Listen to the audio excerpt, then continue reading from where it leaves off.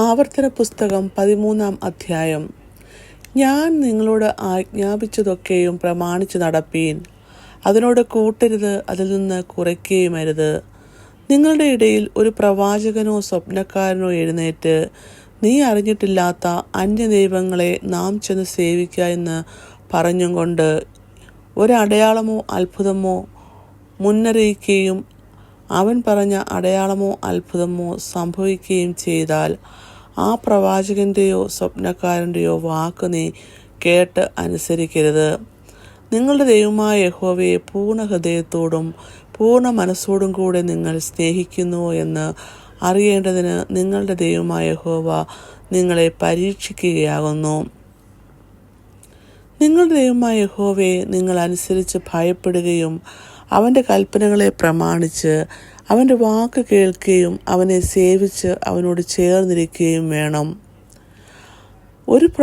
ആ പ്രവാചകനോ സ്വപ്നക്കാരനോ മിസ്രയീം ദേശത്തു നിന്ന് നിങ്ങളെ കൂട്ടിക്കൊണ്ടുവന്നവനും അടിമ വീട്ടിൽ നിന്നും വീണ്ടെടുത്തവനുമായ നിങ്ങളുടെ ദൈവമായ യഹോവയ്ക്ക് വിരോധമായി ദ്രോഹം സംസാരിച്ച് നീ നടക്കേണ്ടതിന് നിന്റെ ദൈവമായ യഹോവ കൽപ്പിച്ച വഴിയിൽ നിന്ന് നിന്നെ തെറ്റിപ്പാൻ നോക്കിയതുകൊണ്ട് അവനെ കൊല്ലേണം.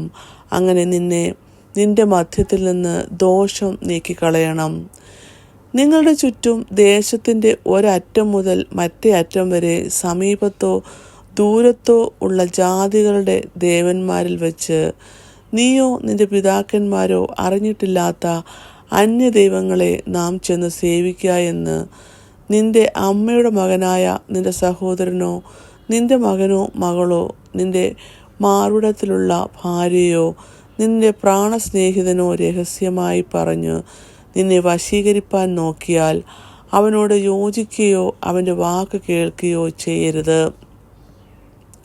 അവനോട് കനിവ് തോന്നുവോ അവനോട് ക്ഷമിക്കുകയോ അവനെ ഒളിപ്പിക്കുകയോ ചെയ്യാതെ അവനെ കൊന്നുകളയണം.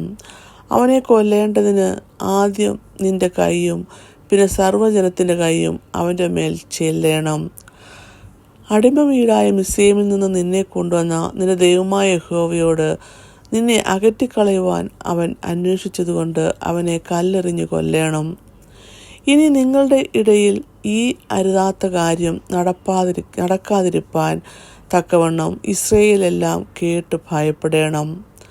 നിങ്ങൾ അറിഞ്ഞിട്ടില്ലാത്ത അന്യദൈവങ്ങളെ നാം ചെന്ന് സേവിക്കണമെന്ന് പറയുന്ന നീചന്മാർ നിങ്ങളുടെ ഇടയിൽ നിന്ന് പുറപ്പെട്ട് തങ്ങളുടെ പട്ടണത്തിലെ നിവാസികളെ വശീകരിക്കുന്നു എന്ന് നിന്റെ ദൈവമായ യഹോവ നിനക്ക് പാർപ്പാൻ തന്നിട്ടുള്ള നിന്റെ പട്ടണങ്ങളിൽ ഒന്നിനെക്കുറിച്ച് കേട്ടാൽ നീ നല്ലവണ്ണം അന്വേഷിച്ച് പരിശോധനയും വിസ്താരവും കഴിക്കണം. അങ്ങനെയുള്ള മ്ലേച്ഛത നിങ്ങളുടെ ഇടയിൽ നിന്ന് നടന്നു എന്ന കാര്യം വാസ്തവവും നിശ്ചയവും എങ്കിൽ നീ ആ പട്ടണത്തിലെ നിവാസികളെ വാളിൻ്റെ വായ്ത്തലയാൽ കൊന്ന് അതും അതിലുള്ള ഒക്കെയും അതിലെ മൃഗങ്ങളെയും വാളിൻ്റെ വായ്ത്തലയാൽ ശപഥാർപ്പിതമായി സംഹരിക്കണം. അതിലെ കൊള്ളയൊക്കെയും വീഥിയിലെ നടുവിൽ കൂട്ടി ആ പട്ടണവും അതിലെ കൊള്ളയൊക്കെയും അശേഷം നിന്റെ ദൈവമായ യഹോവയ്ക്കായി തീയിട്ട് ചുട്ടുകളയണം. അത് എന്നും പാഴാകുന്നതായിരിക്കണം. അതിനെ പിന്നെ പണിയുകയുമരുത്.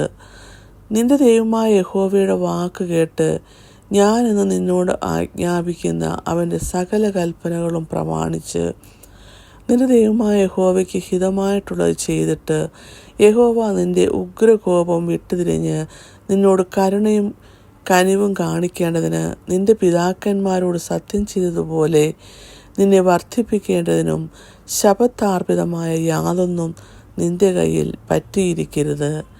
ഇങ്ങനെ ആവർത്തന പുസ്തകം 13-ാം അധ്യായം അവസാനിക്കുന്നു.